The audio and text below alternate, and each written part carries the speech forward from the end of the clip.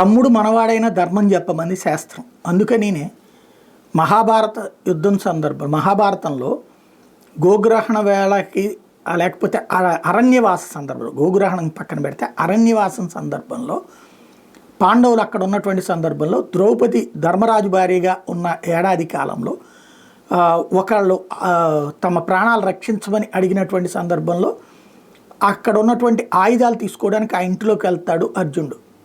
అది వాళ్ళ ఏకాంతానికి భంగం, వాళ్ళ నిబంధన ప్రకారం. దానికి పరిష్కారంగా ఆ సమస్యను పరిష్కరిస్తాడు, అంతా అయిపోతుంది. దానికి పరిష్కారంగా తనకి తాను శిక్ష విధించుకుంటాడు.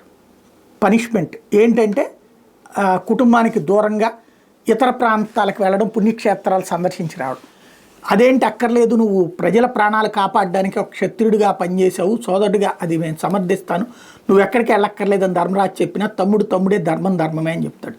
ధర్మానికి సంబంధించి మనకి రామాయణ భారతాల్లో కావచ్చు, పురాణాతిహాసాల్లో చెప్పబడేటటువంటిది ధర్మం అనేటటువంటిది పాటించాలి. ఇక్కడ ఇందులో బంధుత్వాలకి తావలేదంటారు. ఇవాళ రోజున హిందువులు ఇప్పటికీ అంతా కాదు కానీ 100కి 70-80% మంది అదే పాటిస్తారు. ఇప్పుడు ఫర్ ఎగ్జాంపుల్ వాడెవడు రణ్వీర్ అలహాబాదియా, ఇతను తల్లిదండ్రుల సంబంధాల గురించి నోటుకొచ్చినట్టు మాట్లాడితే హిందువులే తప్పుపట్టారు. వాడు హిందువులే తప్పుపట్టారు. వాడితో పాటుగా షోలో పాల్గొన్నటువంటి వాళ్ళందరినీ హిందువులే క్వశ్చన్ చేశారు ఏంటిది అని.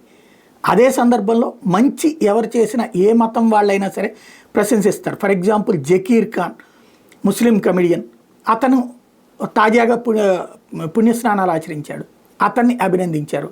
అట్లాగే నేను కత్రినా కైఫ్ స్నానం ఆచరించింది, అభినందించారు.